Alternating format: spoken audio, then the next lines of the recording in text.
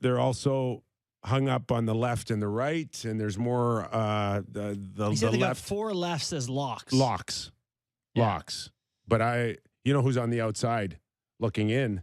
Sandin. Sandin's going to need an injury to get back in.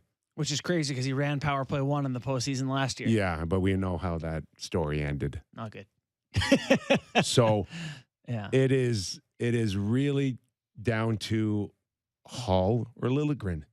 it is. I agree. Well, unless Lyubushkin struggles, because I think that's still an option. But they all can struggle. Yeah. Muzzin can not only struggle, he can be hurt tonight and back out of the lineup. So, I mean, we're not saying anything's etched in stone, but certainly we are looking at a scenario that if everyone's healthy, realistically, who can come out, and there's not that many choices.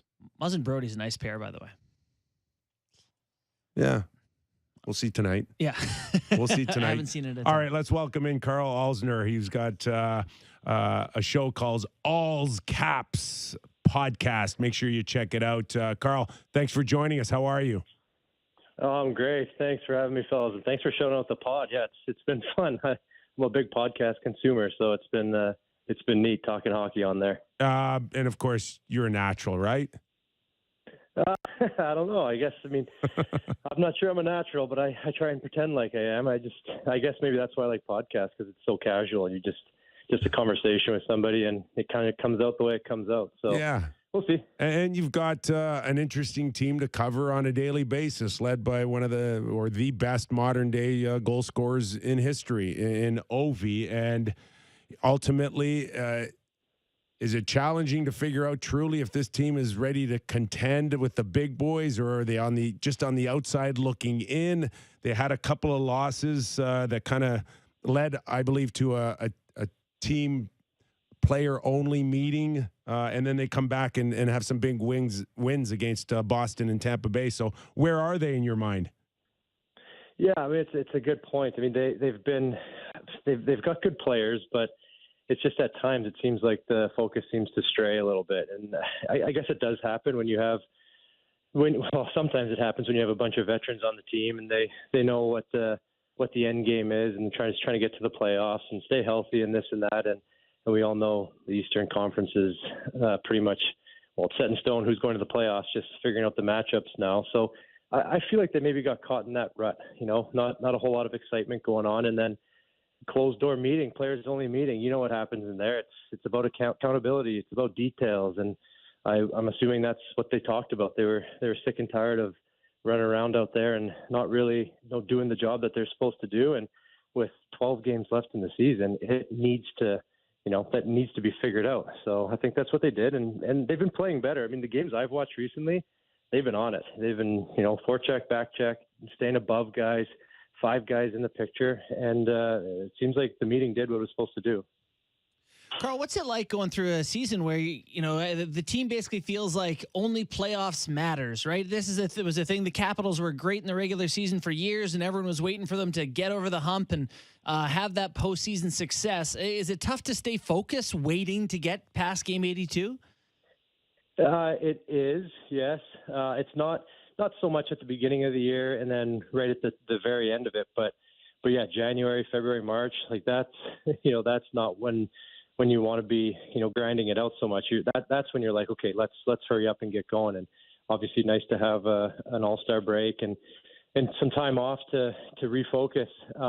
But at the same time, like we said, you can't let it slide during that time, because you could slide yourselves right into a tough matchup, which, they're all tough matchups, but Florida Panthers, like, not a chance. You don't want to play those guys right now. And so that part of the season is frustrating as a team that is typically a playoff contender and expected to go far. But the competition is just too hard. You need to be on more than they have been right now. And the last 4 games have been good and scoring lots of goals, but you're running into a pretty good team tonight too. We're speaking to Carl Alsner, former NHLer and now co-host of All's Caps, the podcast. Make sure to check it out. So pick your poison, I guess. We've been doing this for the last few months against in the East with with the Toronto Maple Leafs, Tampa Bay, Boston, and now the Washington Capitals are now in a position to look at the Pittsburgh Penguins in the standings and start challenging with the big boys. And where does it end up? Can we see a Washington Capital New York Ranger? Would everybody be interested in Tom Wilson versus the Rangers? Round 2. I'm pretty sure everybody would be interested in it. At least everybody from New York and the DC area. I think it would be pretty fun. And you look at the potential matchups. I mean, like I said, Florida, it's just a sickening matchup to think about with the way they've been playing. The Rangers brings that emotion. I think that would be really fun to watch because MSG is a hard building to play in the playoffs. Fans are wild. It's just a crazy one. But then the one that I think about is Carolina. Like I don't really know which way to go with that one. To me, I know Carolina's been better the last few years, but to me, the way they've always been is I've enjoyed playing against them. I like going to that place to play, and you know how some teams you just feel good about, and I think Carolina is kind of that team for the Capitals. Believe it or not, I think Tampa is also kind of that team for the Capitals.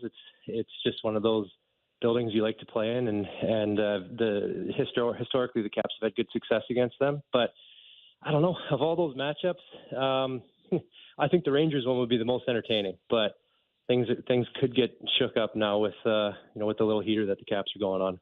Carl, I imagine you've still got like buddies on the team and you send text messages with guys that are in the room. How hard is it doing a podcast?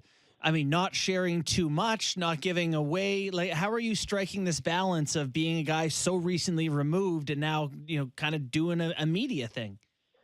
Yeah, well, that's it. I mean, it's extremely challenging. And the other co-host is Stephen Wino, and he's been writing for years. Right. And, it's almost a bit of an unwritten rule. You don't give the media a whole lot. And so my co-host is a media member, and I'm I He's guess just digging at now, you. Yeah, I'm essentially a media member too. Like I do some stuff for NBCSN now as well, and so I got to find that balance.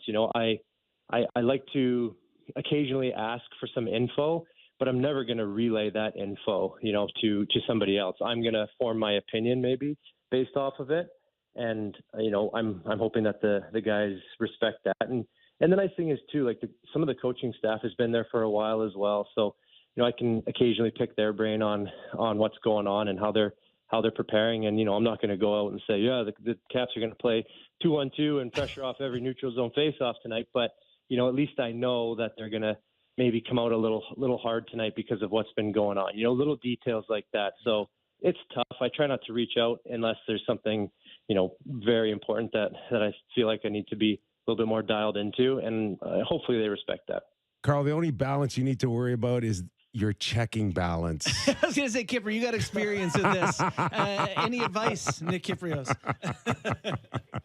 I just gave it to him, right? Make sure you know where your cash is coming on your next checking balance deposit. That's all you need to know on this side of the business.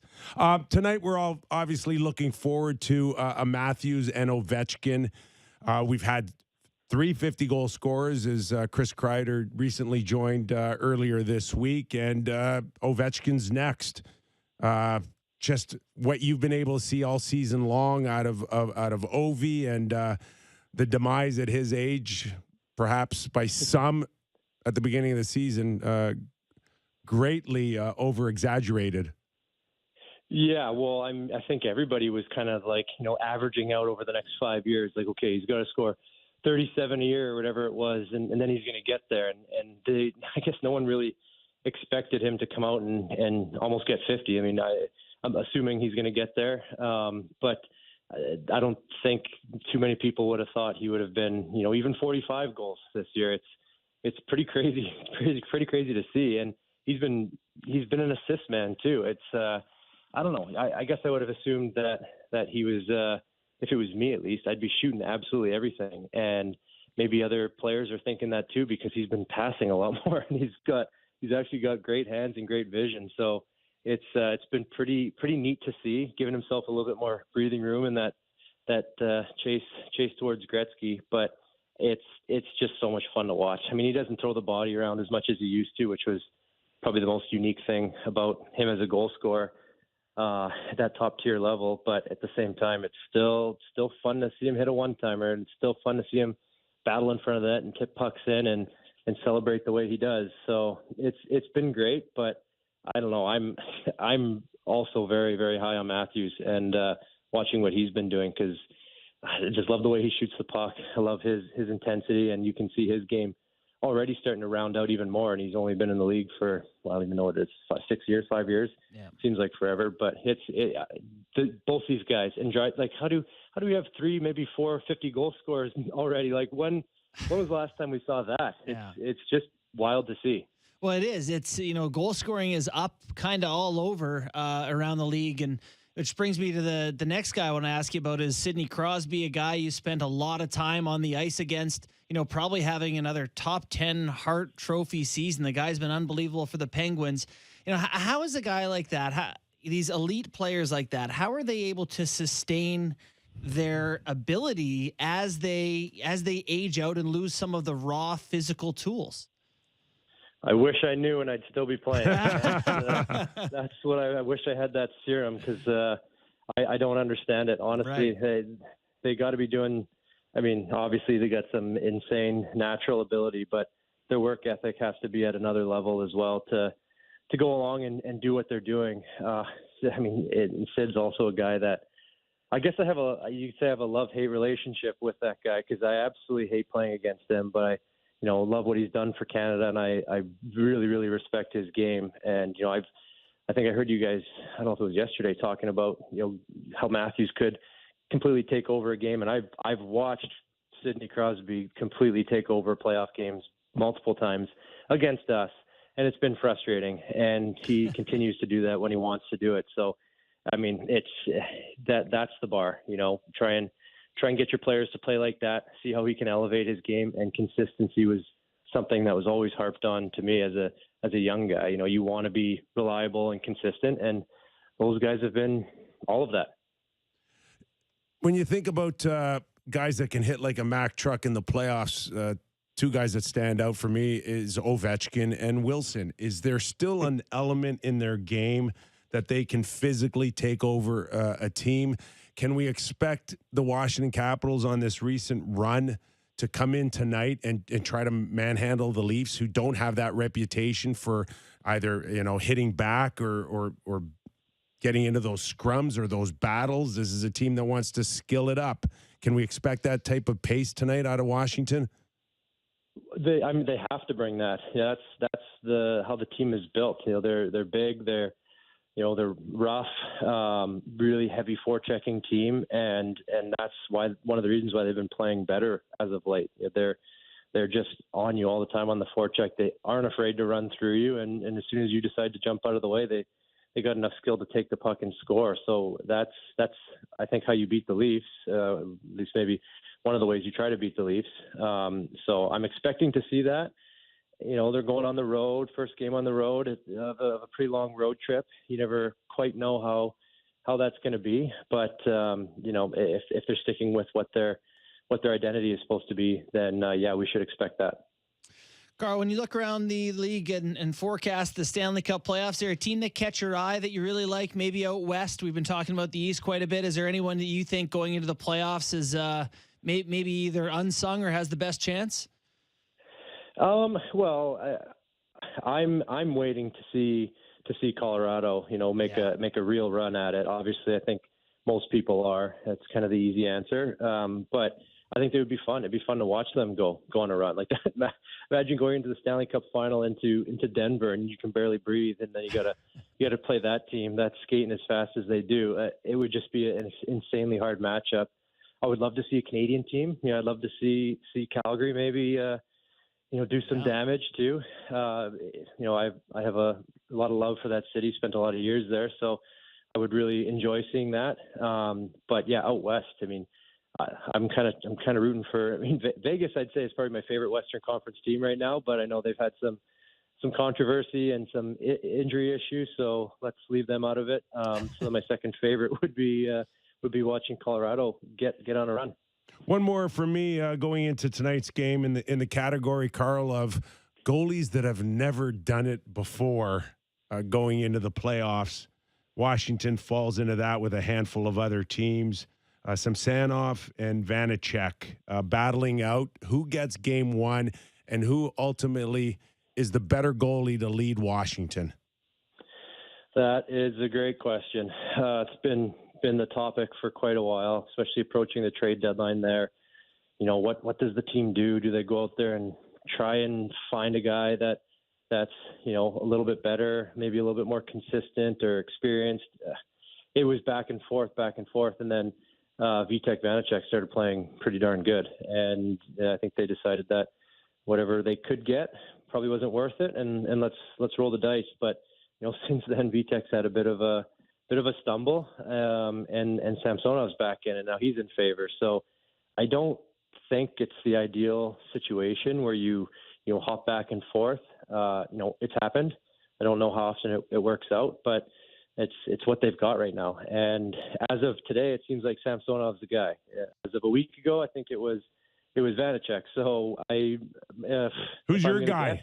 Who is your guy? My guy is Vanacek, but I'm gonna put my money on Samsonov being the guy they go with. Oh, that's the first round. They're done. They're done. Oh, come on now. They're done. If you're questioning it and they go opposite you, I don't know. They don't know what they're doing. They don't know what they're doing. Sometimes you like a guy, and it doesn't matter what they do, you go with them. So he's my guy. You go with him until you don't go with him. Hey, Carl, really appreciate your time, man. All the best to you and the podcast, and welcome back anytime here on the show. Thanks for doing this. Yeah, I appreciate you guys. Thanks a lot. Thank you. All's Caps. Check it out. Now, does Wilson come in tonight and just try to run their show? It was Matthews is cross-checking people in the head, Kyper. He's not afraid. He's cross-checking people in the head now. You know, do you remember the game in Washington? It got a little greasy, didn't it? Hathaway running around a little bit. It always does with them. They just got guys They're great. They just from the top down. Wilson, it just trickles down. All the guys play 3 feet bigger than they are. Like, you know, I mean, if they didn't have it the other night, if their energy was down and, you know, they just didn't bring it against Buffalo, okay, I get that. But there was no trickle effect off of that Dahlin Matthews cross-check. Nothing. No juice. I think if the Leafs would have even drawn a little bit juice out of that, it would have been a better look for them, even if they would have still lost. I just don't like that we're checking our emotions at the door before this game starts. Yeah. That's the part that bothered me the most. I talked to someone who works in the NHL, he listens to our show, and he said that what we didn't talk about enough yesterday about how the Leafs always get beat by Buffalo, they have a hard time with Ottawa, is that for these teams, it is a much bigger game than it is for the Toronto Maple Leafs.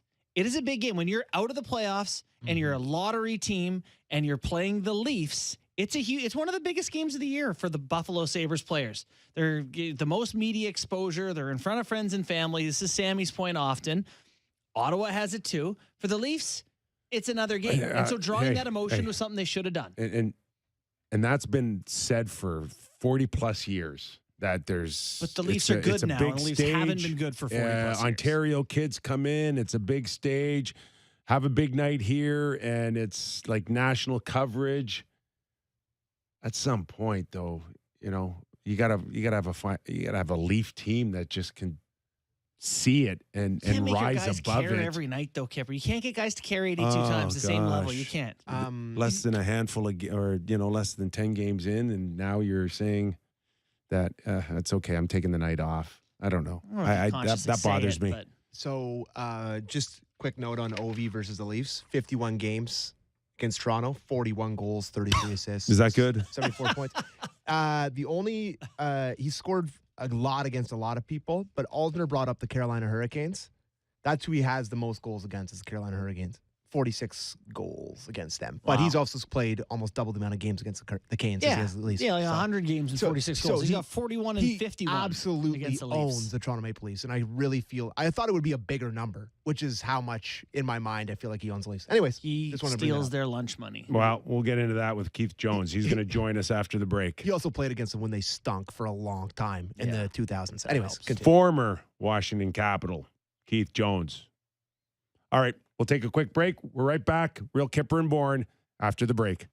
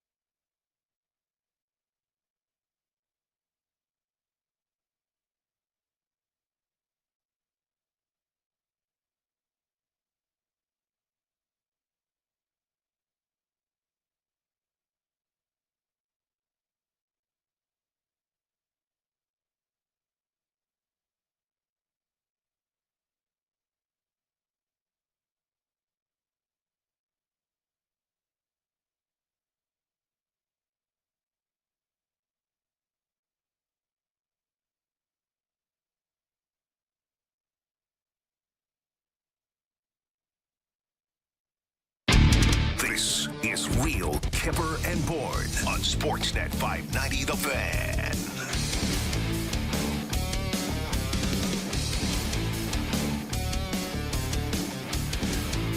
Waiting on Keith Jones, former NHLer, current NHL analyst with TNT. Does a terrific job. A guy that our paths crossed in Washington. No. You We fight him, were my mic was actually off. teammates for like a short period of time. Oh, you fight with him? And then, and I got traded. Wow. I was just saying to you, he was an impactful player. Like watching him growing up, a guy physical, hit, scored. We're just pumping your tires, Jonesy. Are we remembering you better than you really were?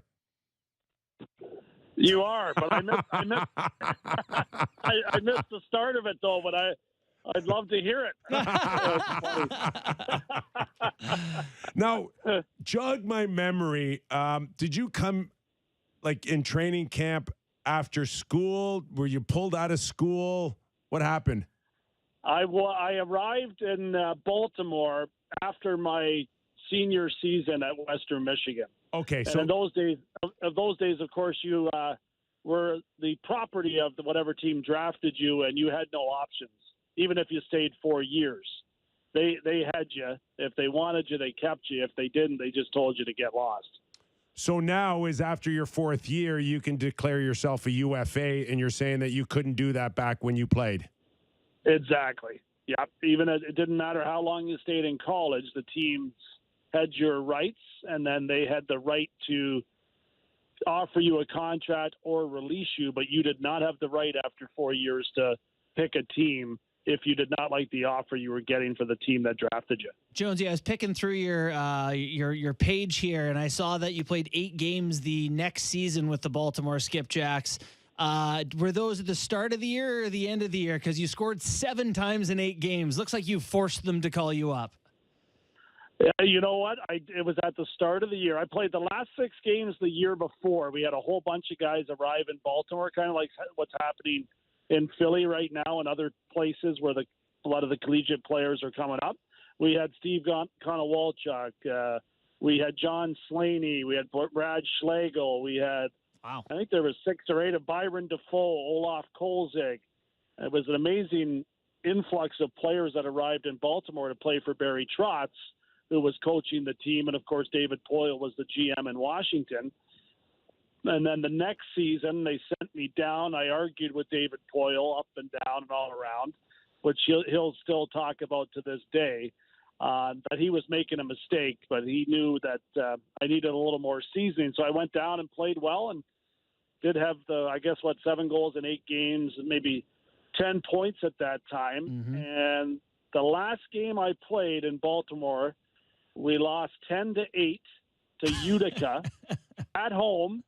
I had 2 power play goals, and Utica scored into an empty net to make it 10-8. And I was chasing the ref around the inside of the arena, and Paul Gardner was an assistant coach, and he goes, "The game's over. What are you worried about?" You know, I said, I was on the ice for that goal against that empty netter, and I believe the buzzer went before it went. I didn't want the minus.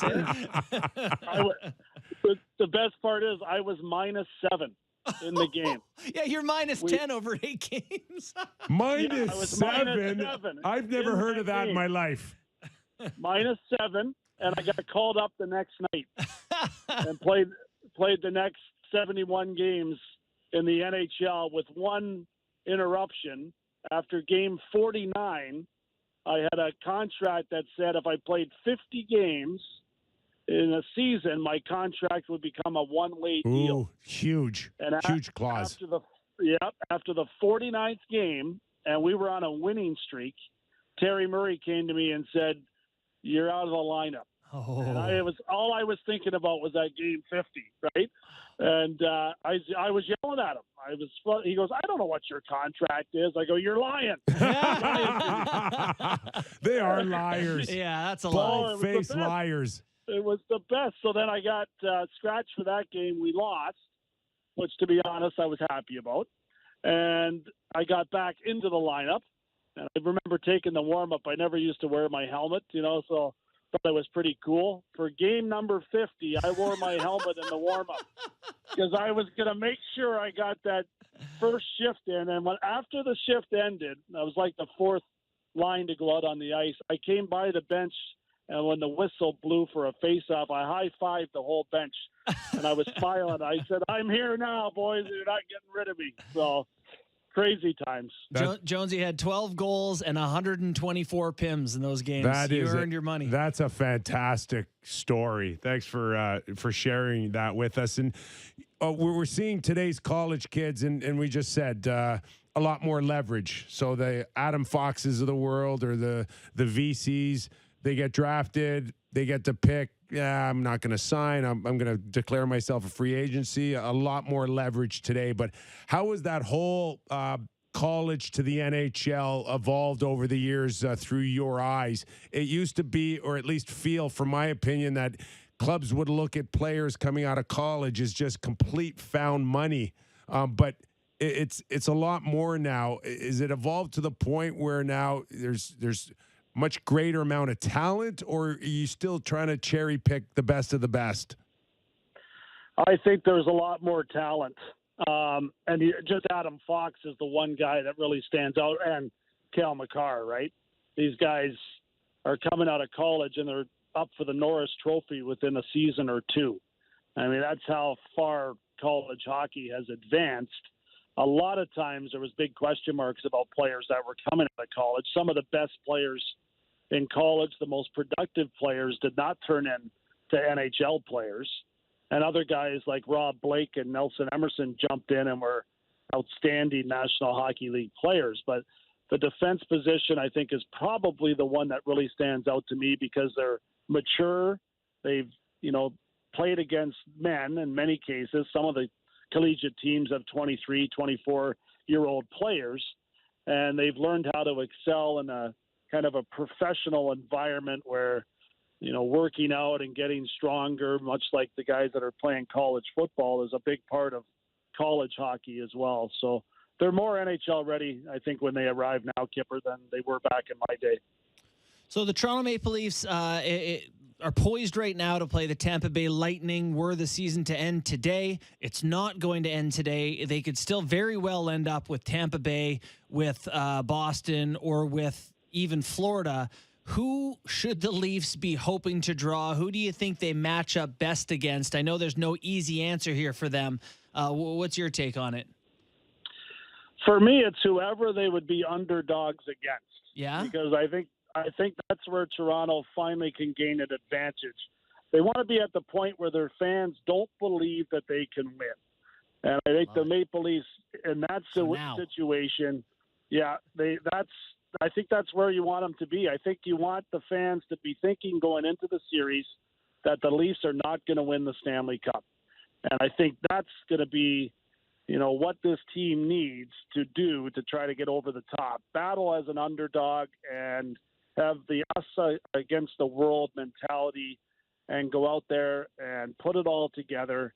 And there's nothing that says to me that this team is not capable of making a run that can put them in a position to win a Stanley Cup. The best team that can do that for the Leafs is Tampa Bay. It is, back-to-back Stanley Cup championships, struggling right now, right? They haven't played well for 20 games. Everyone's kind of under the belief that they're taking a breather before the playoffs roll around, and they probably are. But if the Leafs match up against them, there's no reason they can't beat them, but I think to the Leafs' advantage will be the fact that Tampa will be favored, and the Maple Leafs should look at them like they are the better team. They have proven to be the better team when the games mean the most, but it doesn't mean the Leafs cannot break through, much like Tampa broke through going back a couple of seasons ago after Columbus had beat them out, the previous year in 4 straight games. We played a clip earlier on the show of Sheldon Keefe talking about Matthews versus Ovechkin and they're, comparing the two of them. He basically reached the conclusion there's not a whole lot in common in the way they score their goals. What have you seen over Austin Matthews this year? That seems different than Ovechkin, that makes you, makes him stand out in the line of great goal scorers the NHL has seen. Yeah, for Ovi, a lot of what you think of is the big one-time blast on the power play, right? And sitting in his office and firing away. For Matthews, he scores from all areas of the ice. And in many cases, he, uses his great size and ability to protect the puck to put himself in positions to score those goals. The hands are incredibly quick. I just can't imagine what he did to get to that point as far as having a skill set like that. He certainly trained a lot differently than I did. And the fact that he can shoot the puck and release it the way that he does is a little bit different than a lot of the players that I've watched that were great goal scorers in the game. So I do think he's a unique talent. And you don't often find centermen that can shoot the puck like that either. I guess the exception to that rule this year is, and in the last few seasons, is Draisaitl, because I think he's very similar in some ways. But Ovechkin's an incredibly unique talent based upon the fact that everyone knows where he's going to score from, and he's done it, 700 and something times, and they can't stop him. And you need playmakers, elite talent. Backstrom's been that guy. We know he's missed almost half the season because he was injured. But the other guy, the key for me in all of this is Kuznetsov, and I thought his days were over, Jonesy, when it came to his future in Washington, and quietly he's become that player he was in 2018 when he could have easily won the Conn Smythe. There's no doubt about that. I did a game the other day when I was down at ice level for TNT. And I was impressed with his demeanor around his teammates. Looks like he's having a lot of fun. Looks like he's focused a little bit more than I've seen him previously. But most importantly, it looks like he's an important part of the puzzle there as far as the chemistry on the team goes as well. And sometimes when a player gets himself in trouble, underperforms, teammates can alienate that guy to the point where he does kind of push himself out of town. Looks like the Capitals players actually like him, and it looks like he's enjoying playing there. And I think that's probably one of the reasons we're seeing him get his game back to where we know he's capable of playing. He's obviously an extremely talented individual, but looked like he lost his way for a couple of years. Jonesy, I think we've gotten ahead of ourselves I don't know about hockey media in general. On Twitter, it's certainly a case where we're excited about goal scoring, and the NHL is changing. The Leafs went ahead and built a smaller, skilled team. Every time we get to the playoffs, the same stuff seems to work, right? It's, physical play, and it's defense, and it's goaltending, and it comes back to all the hockey classics. This year, the goal scoring has gone to another level. It's the highest it's been in 20 years. Tons of goals going in the net. Do you think the game is changing enough to where a team who scores as a priority, as sort of the thing they do best, could see postseason success? Or do you think it's always going to come back to what's always had success in the past? I think it might be time for that team to go out and win. I think of Colorado as one of those teams, right? I mean, they don't really have a third line grind line that has become such an important factor for teams that win Stanley Cups. But would I be concerned about them going up against Minnesota or Nashville? Yeah, I would. And I know Joe Sakic's addressed, some issues as far as toughness, and a lot of it has to, where players are placed on the back end there, like having a healthy Eric Johnson helps. Having McDermott around, if necessary, helps. He's got some bigger, stronger defensemen than he's had in the past. And picking up Manson from, Anaheim certainly helps in that regard as well. So it's not like they lack those type of players, but their third line is not your prototypical, we're going to win a Stanley Cup and our third line is going to be huge, much like Tampa's was over the last two seasons, especially last season. So yeah, I don't think it's out of the realm of possibility, but I do think there is some teams that have made a concerted effort to make sure that they make it really difficult on a team that's trying to win that way.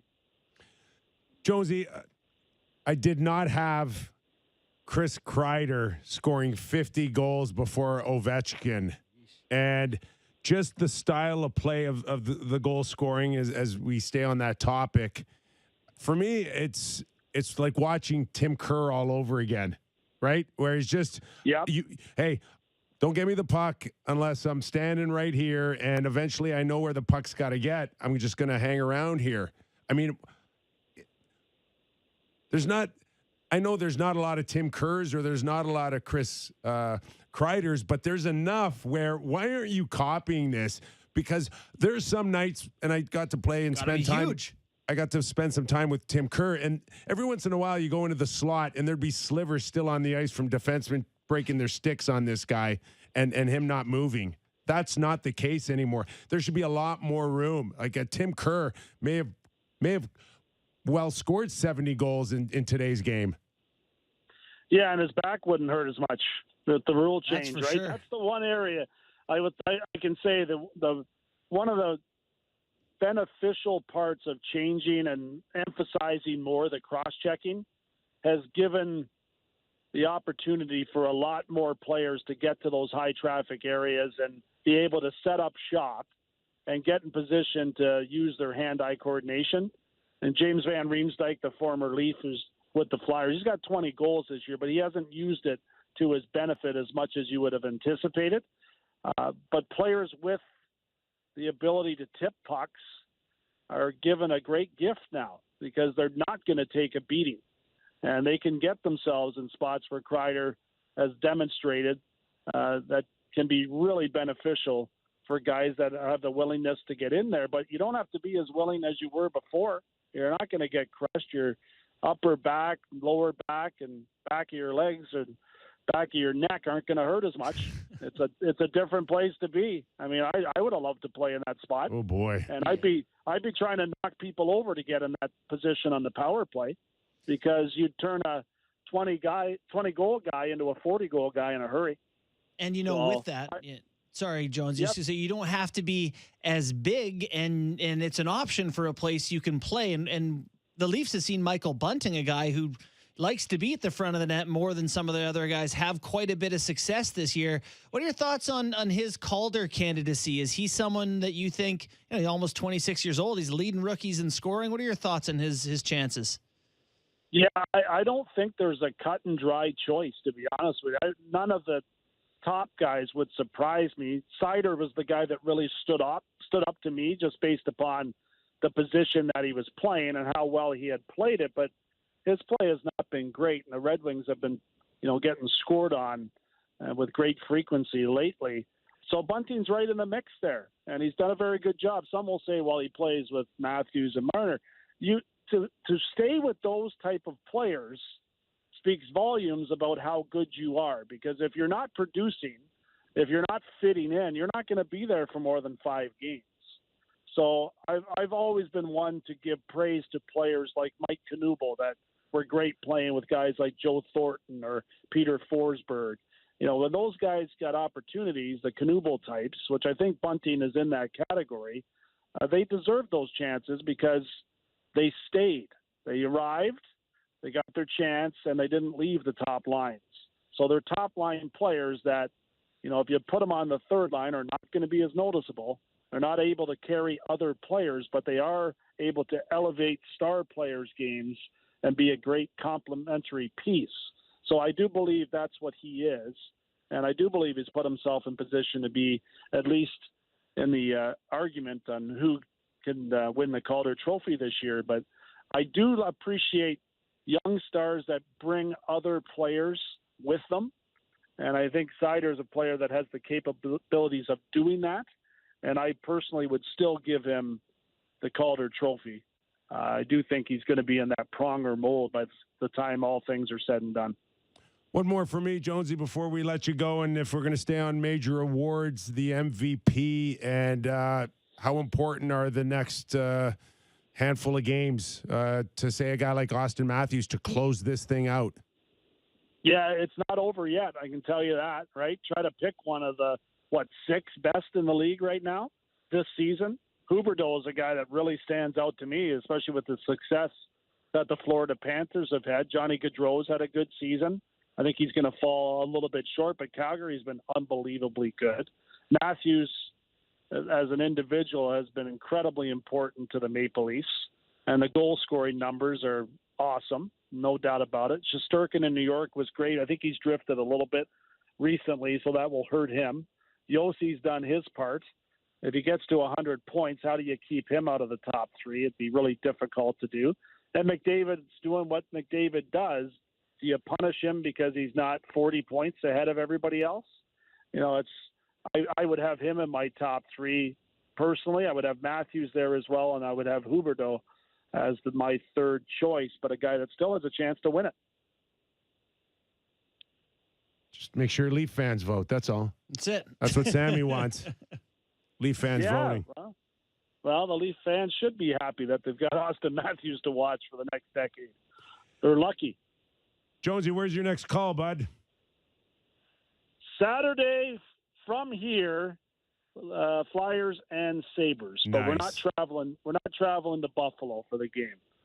So we're actually staying back on that one. And we've got a few Canadian games in Canada that we're not going to as well. So this Flyer season is unwinding quickly, and that's probably a good thing. It's been a long year here.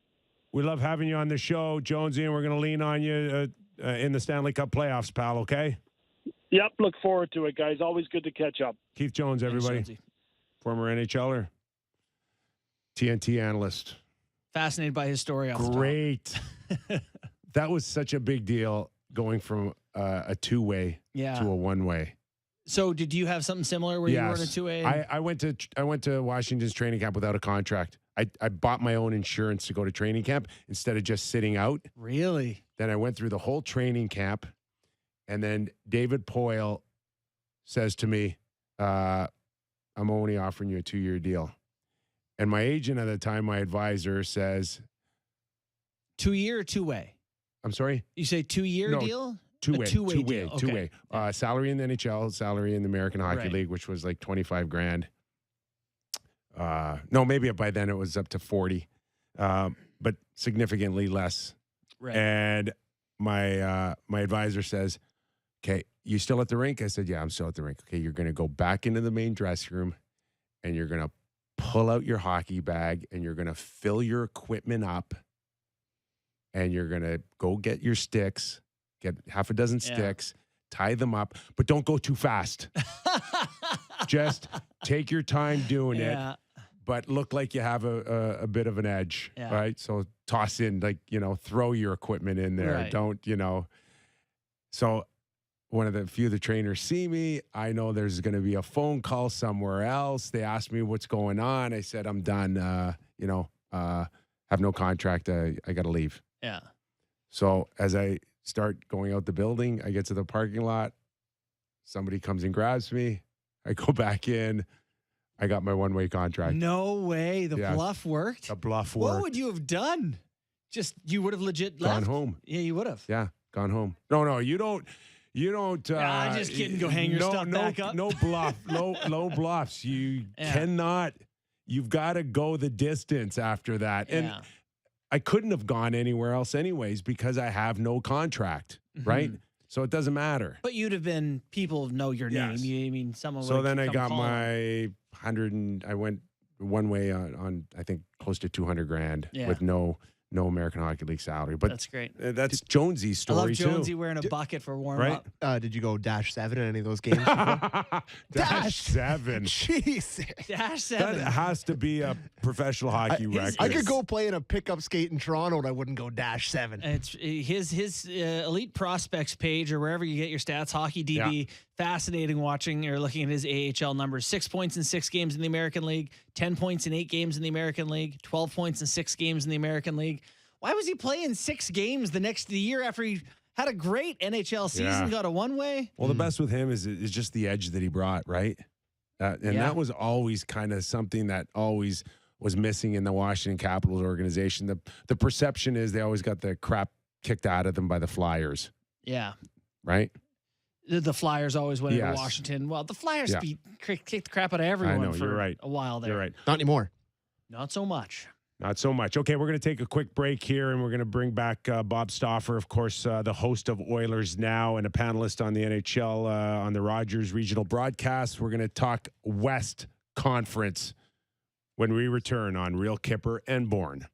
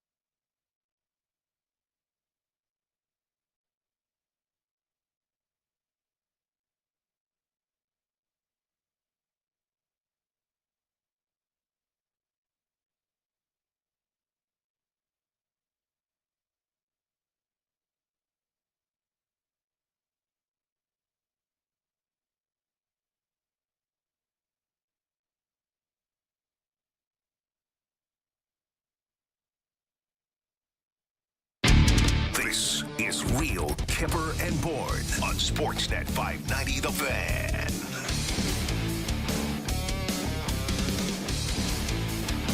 What happened to the LA Kings against Colorado? Colorado's good. They're the real deal.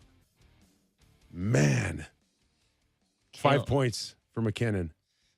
Yeah. I don't know if you guys listened to the audio I sent Josh Manson on the bench. He's saying to his teammates, he's like, when you get 5 or 6 in Anaheim, the whole crowd gets Chick-fil-A. He goes, these fans here in Colorado be eating a lot of chicken. It is, it's pretty funny. Eh? Sometimes you're like, man, what are they talking about? They're talking about plays. They're talking about chicken.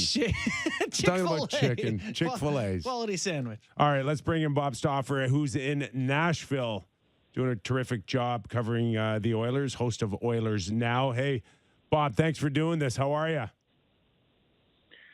I'm in Nashville. It's the day after. That's all you need to know. We had a flight come down. We've done 19 trips through my show Oilers Now over the last 11 years, and this was the largest trip. And I think we had 75 people show up to our meet and greet, which started at 5:15. And I think at one time or another I had a drink with all 75 people. So I'm for today, to be frank with you guys. So We'll talk quietly. I won't talk loud then, right? Hey, what did John Tortorella say, Nick? Justin, sometimes you got to play hurt. So it's, what's happened is, and I'm sure many can relate to this, is because of the pandemic, maybe what we once did a little bit more often, we did far fewer. I know you guys had the restrictions when we were in Montreal and Toronto were quite disappointing for me, especially given the fact that, I'm privileged enough to travel with the NHL team, and the state, for the most part, the United States have been fairly open all season long. So, but I had not gotten after it like that for a while. And, it kind of is like riding a bike, though. I got to tell you, it took me back to my halcyon days of yore when, it was not uncommon to have, 1, 2, 18, 24, 37 drinks in a night and try to find a way to get your way through it. So we had a great time. It was awesome seeing people again and just getting a little bit back to regular. You know what I mean? Getting a chance to do events like that. And the only thing I'm concerned about is the Oilers might be playing the toughest team in the league. And it's not really built and equipped to, and you guys can both appreciate this. I mean, Nashville leads the NHL in fighting majors with 55. The Oilers have the least fighting majors in the NHL with 7. And Minnesota, I think, gave a pretty clear indication how you play the Oilers. You pressure them, you get after them, you force them, and you arrive in ill humor. And Edmonton's had challenges at times dealing with teams like that this season. Well, certainly happy to have you, even if you're not quite 100%, to kind of help us straighten out this Western Conference. Of course, in the East, we've figured it out since November. But just in terms of the Oilers and the turnaround, and if I asked you who has had a bigger impact on the Oilers, would it be Evander Kane or Jay Woodcroft? I think Evander has, and just so you know, I am at 100%, and it's just that I'm on fumes because when you're here, you don't yes. get that. So We know. I just did 2 hours on the air myself, and I'm about to do another 3.5. Well, we appreciate your time. No. Here's Evander Kane has brought Edmonton something that they lacked. It's funny when they had Lucic and Maroon and Cassian and Darnell Nurse at that time. I mean, Darnell was not their top pairing defenseman. And so they had that physical impetus, but they got a little slow. And so Ken Holland's reputation is that he intimidates through speed and skill and power plays. And Dave Tippett and Jim Playfair did an excellent job on special teams. The first year they came in, the Oilers were first in the league in the power play, second in the PK. And then last year in the Canadian division, but overall Edmonton was again first in the league in the power play, ninth in PK. Their penalty killing went sideways. Mikko Koskinen had a horrendous stretch. Your listeners are smart enough to know even Vezina, and I'm not calling Koskinen a Vezina caliber goal, even great goalies have 6 or 7 crappy games in a row. And so the Oilers went through this miserable 2-11-2, string that basically undermined the long-term tenure with Dave Tippett. So for me, the combination of Jay Woodcroft, who knew a lot of the players from the minors, but also had coached Connor and Leon and Darnell, and Ryan Nugent-Hopkins on Todd McClellan's staff before, that combination with Dave Manson, I think it was just it's not a dead cat bounce like Berkey would say. This is, Jay's got a 700 winning percentage. Like this has gone on now for 30 games. So he's done a pretty good job. They're way better 5-on-5. They're not as reliant on special teams. They're still susceptible to, specific just like there's fans in Toronto worried about whether or not the Leafs can, are going to be battle tested and wary in the playoffs. I think Toronto's been a little bit unlucky with who some of the matchups have been because they play in a tougher division, with the exception of last year. Let's just write that all up together. But the 3 years prior, when they didn't come out of the first round. But I do think that the bigger impact has been the coaching change. I really, 30 games in, the numbers would suggest that's the case. I don't know. You get the sense that that Ken Holland it was really hard for him to pull the trigger and fire Tippett. That rumor had been there for a while, and push came to shove, and ultimately he didn't have any other choice. But was it a foregone conclusion Jay Woodcroft will be the guy to take over? I mean, was he groomed that way? Is he Sheldon Keefe, where everybody knew after Babcock, we knew where it was heading, and this is the future here? Because Jay Woodcroft and I think Dave Manson they've got their contracts expiring at the end of the year. I mean, there is a possibility they don't sign in Edmonton, they go coach somewhere else. I mean, where do you see this thing playing out? Nick, there was a possibility in January that Dave Manson was going to get hired by, trying to think if he played with this guy, but by somebody who was going to circle back as a NHL head coach in a Western Canadian or Western market, not a Western Canadian market. And ultimately that change did not get made. And Manson was on the radar screen for that coach to go in and take over a team. So I think they're both, I think it's a slam dunk that Woodcroft and Manson will be extended. Was it a foregone conclusion? No, because if you take a look at the history of Bob Nicholson and Ken Holland, they like experience. Yes. And I know everybody in Toronto's, really down on Mike Babcock. I've known Mike all the way back from when he coached the Lethbridge Pronghorns in 1994. He's a good coach. He's a confident man. If you push back at him, you tend to have better conversations sometimes. But, I mean, he's sitting at the University of Saskatchewan. It's not like he's golfing every day down in Phoenix. Like, this is a guy that still loves the game enough to coach that he's coaching a youth sports team for nothing. So, I'm glad Jay got the opportunity. I believe in organic growth for players, and I extend that metaphor for coaches as well. But I think there may have been some, and the other guy is Glenn Gulletson, who's on the Oilers staff, right? Like, he's had 2 NHL head coaching opportunities, maybe one in Dallas when he wasn't quite ready by his own admission. And then I think in Calgary, he was going to make the playoffs 2 years in a row, and then they went like 2-11-2 in their final 15 the year he got relieved by Brad Treliving. So I don't think it was 100% slam dunk it was going to be Jay, but I'm glad Jay's gotten that chance, and I think he's done a great job. Stauf, we've been handicapping the Western Conference playoff race. The 3 seed in the Pacific is up for grabs in the wild card spots. What are your thoughts on the 3 teams scrapping it out there, Dallas, LA, and Vegas? I guess I'll leave it there because it's unclear who Edmonton would face yet. So, Justin, you're giving Edmonton the second spot in the Pacific? I think so. I am. Are you not as comfortable as me? Well, maybe I got spoiled all those years. I did the Alberta Golden Bears at a bad year was when we lost 3 games, but I digress. The reality of the situation is that, Edmonton's 2 points up on the Kings right now, a couple games in hand. LA's got a pretty easy schedule the rest of the way, but Edmonton does have the extra games. I don't think both, put it this way, I think 5 teams from the Central are going to make it, and 3 from the Pacific. The Central's much stronger, it's almost crazy, you guys, when you think of how good those LA or the Cali teams were. San Jose, Anaheim, and LA. I mean, it was like the Oilers were the proverbial 90-pound weakling at the beach. They used to just they weren't physical enough to take those teams. All 3 of those teams had big centers. Thornton was in San Jose, and Kopitar, well, I guess he's still in LA, and Getzlaf was in Anaheim, and it was just a terrible matchup. And this year, the Oilers went undefeated against the Cali teams on the road. They went 5-0. Wow. So, I think LA could get caught, but they do have the easier schedule, and something's missing with Vegas a bit. Like, it's just but I still respect Kelly McCrimmon, and they've got some really good players that like I don't think Edmonton's. I know that like 538's got Edmonton at 95% chance to make the playoffs, and I think the Athletics got them about 94-95% chance as well.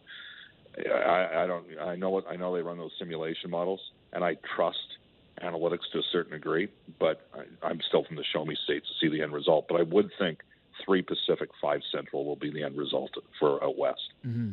Everybody seems to be saying if Vegas is healthy in the playoffs, they almost have a build-up as scary as Colorado's. No, not for you. Goaltending, where? Goaltending for one, with like Mikko Koskinen's gone in Vegas twice this year, completely outplayed Robin. If they still had Fleury all day, I'd agree with you, Nick. But now Darcy Kemper played for Red Deer in the WHL. He's from Saskatoon. He's historically struggled under the spotlight, but if you take a look at what they've done with him this year, every big game he's started, and he is having an awesome season. Like this guy is. I don't know if you guys saw the game Saturday night, but he stopped 11 shots in overtime against the Oilers. Like, that's about as well as Edmonton can play. Like, Edmonton's only scored 7 goals in the last 4 games. They're a little bit snake bit. Their right side guys are Puljujärvi's got 1 in 13. Yamamoto hasn't scored in 9. Cassian hasn't scored in 23. And Derek Ryan is a converted center. He hasn't scored in 18 games. Like, they got no juice out of the right side, but they played about as well as they could have, and Kemper was terrific. Colorado's added some toughness. They got Manson. They picked up McDermott, who I think right now might be the scariest fighter in the league. He can string guys out, and he's pretty good technically. He's not Borowiecki technically, but he's a pretty good fighter. So I think they've sort of gone the way of Tampa, where they realized we got skill, needed to add a little bit more muscle, a little bit more beef, and they've done that. I got Colorado on a completely different level than everybody else in the West. What did you make of the Evander Kane Ryan Hartman saga? So Justin, like I grew sorry, up. No, I was just. Yeah, sorry. Not to interrupt, but for someone that I've been in many of those scenarios, and of course we know the narrative on Evander Kane throughout the league that nobody likes him, no teammates will back him up, and Ryan Hartman's comments were not too many teammates defending him or helping him out. I mean, that's not the way I saw it. No. Right? So just in terms of how did that play out with the teammates, that comment? Oh, I don't know how, I guess the only guy we've talked to since is Connor. We didn't talk about that with him today. I will tell you that I brought it, like the moment it happened on the ice with Ryan McLeod. I like Ryan McLeod. He's going to be a good player. He can skate. But there's an old saying, Nick, right? If they don't bite when they're pups, they don't bite when they're dogs. You know what I'm saying? And you guys, Justin, you played minor pro. Nick, you willed yourself to an NHL career. Like, you were a goal scorer in the O that fought to play in the NHL. I lacked the speed, talent, agility, coordination, toughness, character, and discipline to play in the 12-team Western League, let alone the NHL. But I did grow up playing against Todd Ewan and John Kordick and Mark Tenorti. And there were rules. And it didn't, like, we used to lose to Ewan's team every game 8 or 9-2. But we did not, we didn't let one of our teammates ever get outmanned. And I will tell you that when I see the Oilers have 4 22 to 23-year-old players, 6'4" Puljujärvi, 6'3" Evan Bouchard, 6'2" Ryan McLeod, 5'8" Kailer Yamamoto, and the guy that's got the most bite is Yamamoto. And I hope that there's a learning experience from that. McLeod, I like Ryan. I would have liked to have seen him. And I don't know if he's ever fought in the OHL, right? Like, that's just a byproduct of the difference in the game today. Like, 35 years ago in the Western Hockey League, 16 out of 18 skaters fought. Today in the Western Hockey League, 2 out of 18 skaters fight. Yeah. And they basically, right, they've managed it out of the league. David Branch, I remember just my kid I grew up with, Rocky Dundas, he had a cup of coffee with the Canadians, or the Leafs rather, but I think he was a pick of Toronto when he played Montreal, whatever the case. Yeah. His son Justice was a fighter in the OHL. Really limited player. But he fought like 25 or 30 times. You can't even do that anymore. It's just a different time. But I don't think you can have your teammates get out mad. And but then I thought about it. When's the last time we hadn't had a melee all season? Like, the Oilers haven't had something like that the entire year. So there's a learning experience, and I know it was addressed internally. And it's a little surprised by Hartman's comments, to be frank with you, because the Evander Kane, he can play. Not everyone loves him. That's fine. You can think what you want about him. Can't ever question his courage. The guy's fought Ryan Reeves and he's fought Zdeno Chara. Oh, he's not a scary so, guy. That's for sure. Like he can handle himself if he has to go down that path. And that's what I saw. I saw more response. Yeah, you're right. Ultimately, you don't want to have those scenarios, and it should be more natural to go in there. If they've got 2 guys in there, you put 3 guys in there. They got 3 guys, you put 4. That's just the way it should work naturally. But I think there was a few guys saying, I want to watch that. Let him go. Right? Just let Kane do his thing. Why am I going in? He's tough. Hey, Stauf, we got to let you go, but I really appreciate your time, man. Get back into the trainer's room and get some, some therapy. Electrolytes. At my current weight, the injury is sprained fat, fellas. So take care. All right. Bob Stauffer, everybody. Host of Oilers Now. Interesting. That's great. That must be fun. Go down to Nashville and have a meetup, and that sounds like a fun town, man. Never been. No, sounds like you've noted that like I think 7 or 8 times since we've started the show. There's a great sort of weekend to be had there. Go for a Saturday if the Leafs ever played there on a Saturday. Go for a Sunday. Go see the Tennessee Titans. Big sports town. Maybe go see some college. It'd be fun. Maybe go to on the Strip. Maybe go see some country music. I'd do it. So we said earlier in the show we're going to talk about the Athletic story by Katie Strang, Ian Mendez, and Dan Robson, talking about Eugene Melnyk, particularly his 19 years, well documented, including incidences there that, quite frankly, are really ugly. Just in terms of now, after you guys read it, what was said. Just Justin, let's start with your thoughts overall on their article, what was written, and perhaps maybe even questioning certain things about it. Sure. I certainly wouldn't question any of the reporting by any stretch.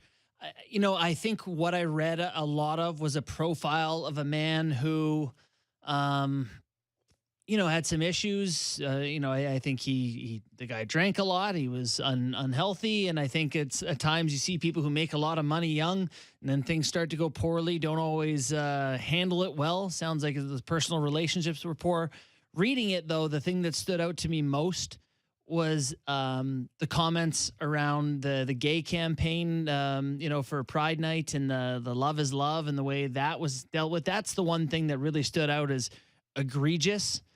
The rest of it is just general tyrannical behavior, I feel like. Yeah, bullying. Yeah. So, if you're going through it and going, well, here's this felony he committed or something, like that's not in there, but it doesn't change the fact that it paints a picture of a man who wasn't good to people, by and large, and was difficult and abused his power and, made people feel uncomfortable and unwelcome and not good. The question I have for you guys is about the timing of the piece. Well, and that's what everybody's really talking about. And is it too early for that? Yeah. Are you? What do you guys think? I don't think it's too early. When you start reading and we're thinking that most of it's been well documented and there's truth in it, then I'm sorry, but death doesn't change the facts. And they had started reporting on this prior to Melnyk's passing and had intended on writing this prior to the passing. It sounds like they were trying to get through. People were uncomfortable to talk about it before. Yeah. And they were more willing to share. Well, and after. My understanding is that this piece has been worked on for a very long time. Like more than a year. Yeah. Correct.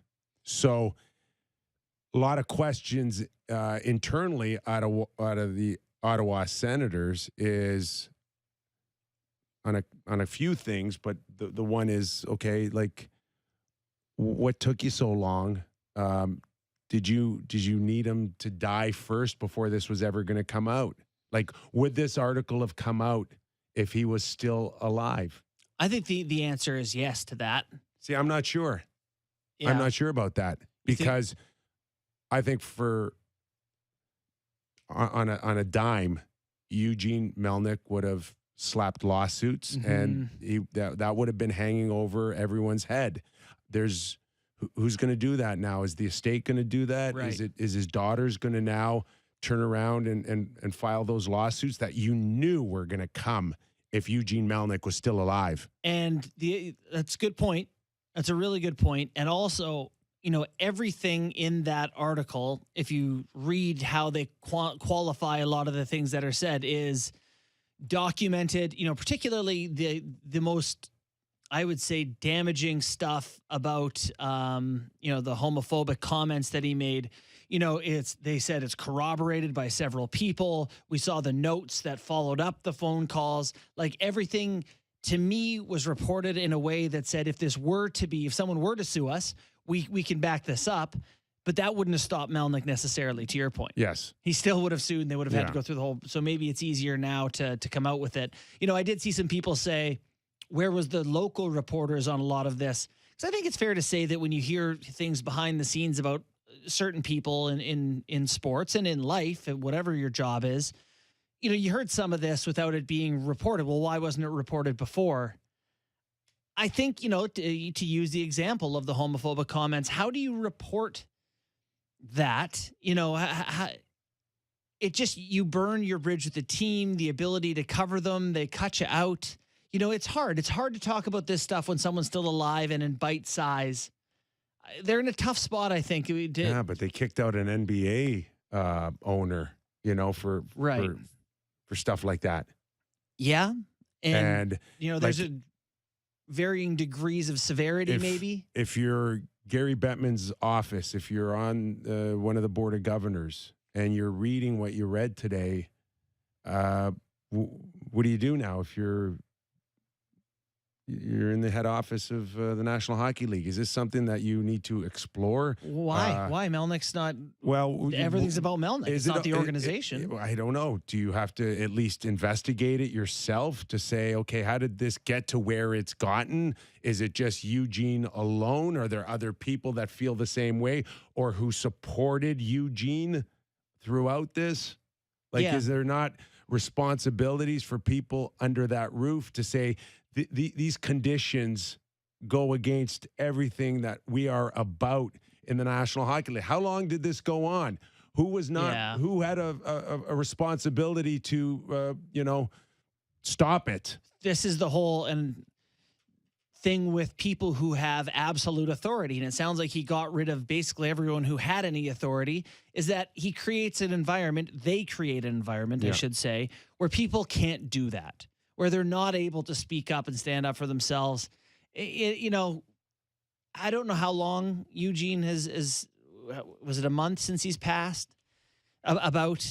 It does feel soon, but when's it okay? Is 5 weeks okay? 6 weeks? They got to wait 3 months? Here are the facts. I know it's a tough time, and the wounds of his loss for people who cared about him are still fresh.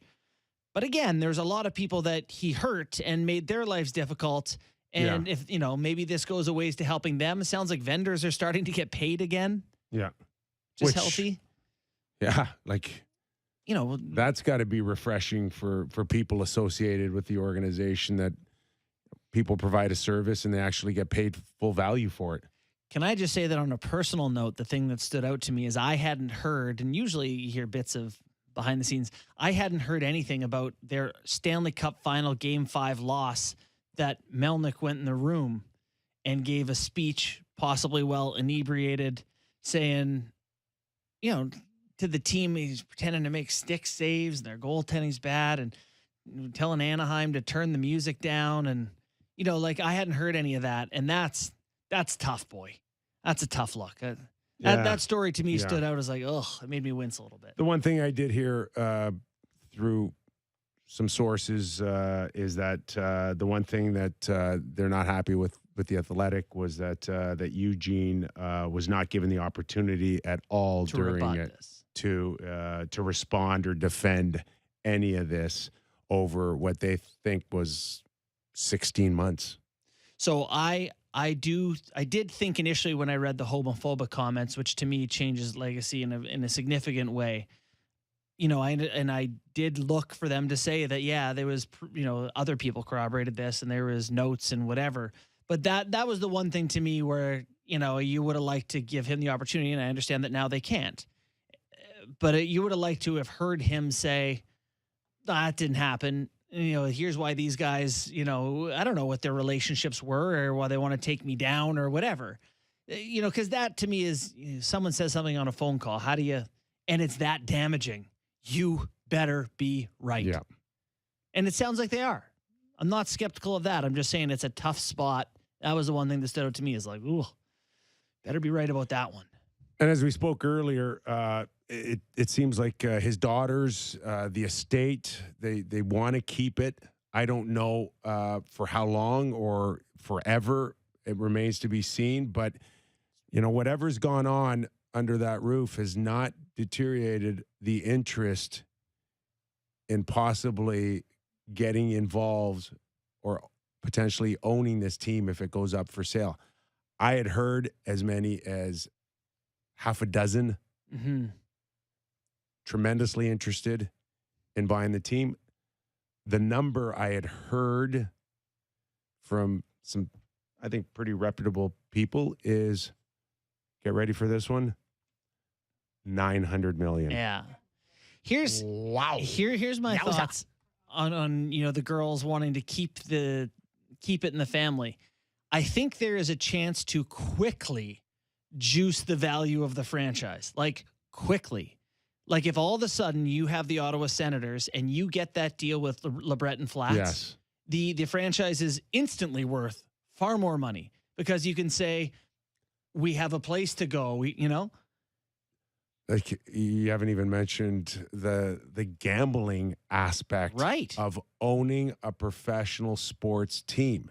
And if you are one of a handful of billionaires who want your crack into this great membership, like how often are teams for sale? NFL, NBA, NHL, Major League Baseball. It's rare. And if you do now get in, you are going to probably overpay a little bit, but now you've got this gambling aspect and what naming rights could do or relationships. And we're under the building right now where Rogers has announced for the Blue Jays relationships that are going to bring in hundreds of millions of dollars. That is taking pro sports to another level.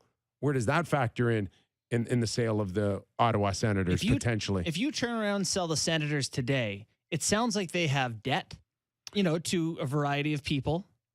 I'm guessing. So there's debts out there that they owe. The team stinks and has stunk. They're in Canada there where it's not a desirable location. And I'm saying the value of the franchise today versus what it can be worth in 2 years. I find those girls, I'm like, I'm going to stick around for a couple years here. They didn't become billionaires by giving it away here. So if someone's going to put a $900 million US tag on the Ottawa Senators, and you're going to get in there with forensic, and you're going to go through every last penny of where you come to the conclusion of $900 million. I guess if you're them, you're saying that $900 million might be what it's going to be worth when you buy this team from me, here's what you're going to do. Yeah. And I know what it's going to be worth. That to me is a more justifiable number than you say what it's worth today. Obviously it's not 900, but it's easy to see how it can be. That the gambling part of it is an interesting point. It just seems that there's just all these sponsorship opportunities from all these different gambling companies that if you're putting your team, like you said, the Jays, like that's a huge thing for somebody looking to buy a team. Yeah, you're pretty smart. Never thought of that, Kyper. Well, God, you just put that building somewhere else too. Like right now, their season ticket base is 4,000, just over 4,000. It was 13,000 in 2007. Yeah. The only question is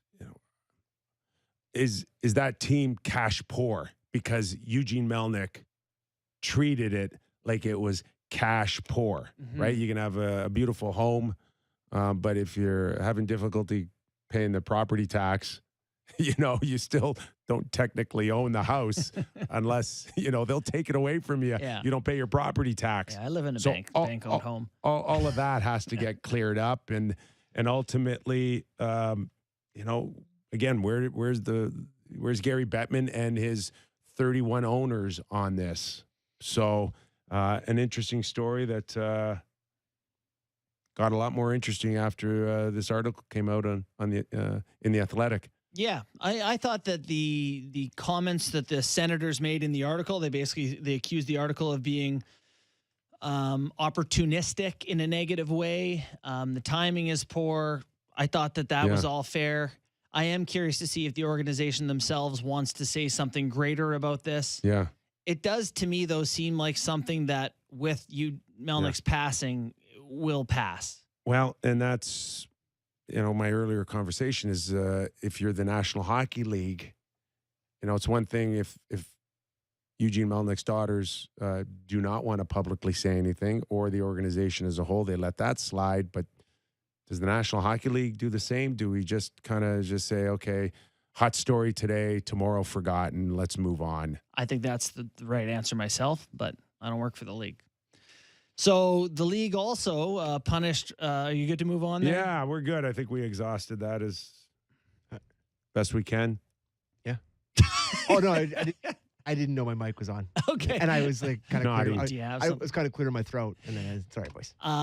So the league, the one thing they did do is they fined Ryan Hartman $4,200 and change. Okay, so what's the backstory here that somebody?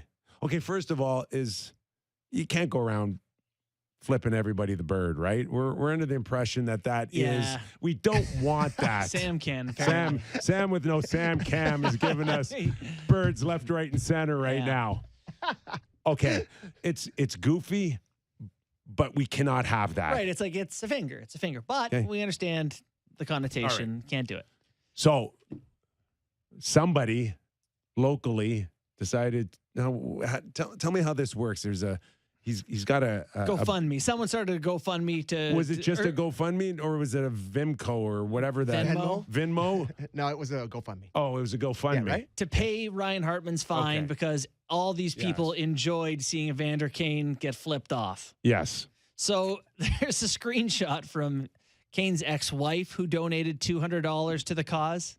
Okay, think about the irony in that Evander Kane's money went towards paying Hartman's fine. Right? That's my money. Like, Evander Kane has to go get $200 back. He's going to, hey, Ryan, listen, I mean, just, can I have my money back, please? So, oh, boy. So, I think this stuff is so stupid. When people like, Ryan Hartman makes $1.7 million. I know. People are throwing him money. What are you doing? It's so stupid. So Hartman, knowing that, said, I can pay my own fines. He donated the money to sick kids. Oh, did he donate it? Yeah, he donated all the money. He actually said... Well, he said he did. He donated it to his pocket. He said, if you donate, whatever you donate to me before 7 o'clock tonight, I think he was giving to the Children's Hospital. Oh, that's good. Which, attaboy Hartsy. Got to flip off Evander Kane. Got to help the kids. Who's a loser here? Flipping off somebody on the ice. People. That must feel great. It's not a remove of done, but just a solid bird. Nothing feels better. I really liked the whole thing. I really did. Me too. I liked it from both sides. Yeah, because your point was that Kane went to help Yamamoto. It was team-centric. I mean, Stauffer's right. I mean, you probably would have, like, in a perfect world, but it's Evander Kane. He can handle himself. He can take care of himself. The Lilliputians. Right? He was a giant. So it's great from an Oilers point of view. It's great from a Minnesota point of view. And when's their next game? I don't know. We'll watch it, though. It's nuts that they have less fighting majors than the Leafs. Gun to my head, if you asked me who has the least fighting majors in the league, I would have said the Leafs. But I guess Simmons has been in a couple. Well, do you know how many less they have than the Leafs? How many? 1. Okay. The Leafs have 8. Yeah, the Oilers have 7. There we go. By the way, second most fights in the NHL, 35. Minnesota Wild. Nashville, 55. Love 20 more fights than the next fightiest team. Love that. Fighty, good work. I still think about that Nashville game on the Saturday night against the Leafs. I like them. They're just heavy. I love that Jeannot. I like They're that just team. the type of team people love that are going to get eliminated. Yeah, right they're away. gonna be done in the first round. But I just like how they run around. I There's no don't teams know. that run around anymore. I'm telling you, this extra They got 10 goaltending. games, it's going to throw teams off. There's going to be upsets. Yeah. You think? Yes. I'm wavering on the Flames, and I haven't. This is my first time making Verbalizing? that. Yes, verbalizing that. Sutter leans on those guys, right? And I think it can be a lot, and like never a moment that thumb is just down all the time on them. And I think I don't know. I don't get that sense. I don't know if they can score enough. I know they're sixth in the NHL in goals or something like that. Yeah. But to me, your elite game breakers score your goals in the big moments, right? It's Crosby, it's whatever. I think Is they're- Elias Lindholm that? I think their Kachuk? big line Gaudreau? comes in as with as much confidence and feel that it's going to be different this time, like Matthews and Marner, Kachuk, Okay. Gaudreau, Johnny They're going to get Hockey, Nashville. and I really believe that there is a different feel for these guys going into game one. Now, All Cowboy matchup. No- Flames Nashville. who knows? They can get shut down, but I think it's Yeah. highly unlikely. Well, everyone has been saying the Flames are built for playoffs. They're built for playoffs. They're built for playoffs. Maybe they are. Nashville certainly is going to make them, it's going to negate some of their physical edge, their defensive edge. It's going to be a great matchup. Minnesota St. Louis, that's the only lock in the West. That's going to be a knockdown drag out series. I mean, the Oilers get Vegas. One thing on the Oilers, their schedule over the next 4 games is not easy. I know Stauffer kind of talked about that a little bit, but they've got, let me just pull this up real quick here.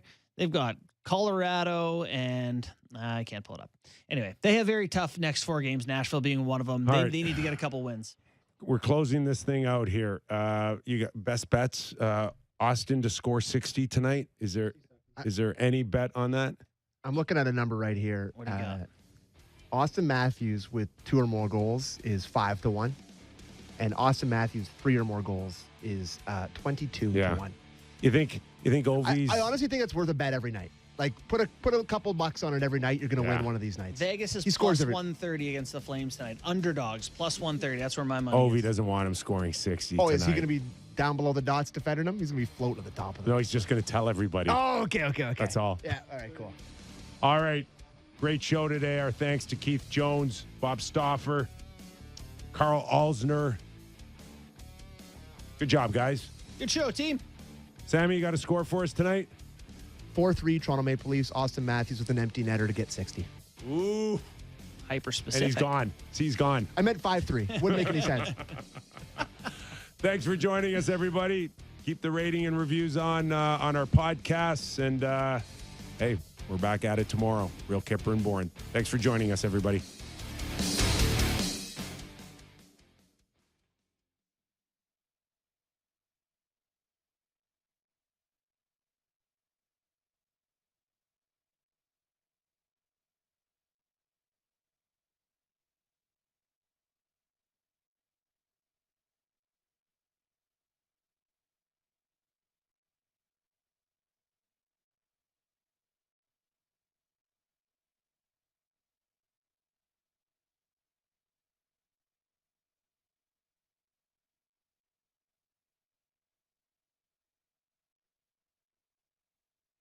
Do you like Easter easy or feasty? Either way, we've got you at Real Canadian Superstore. From feasty beef roast to easy and delicious baked pies. Plus, grab 2 pies and save. Oh, darn. Extra pie? Save for real at Real Canadian Superstore.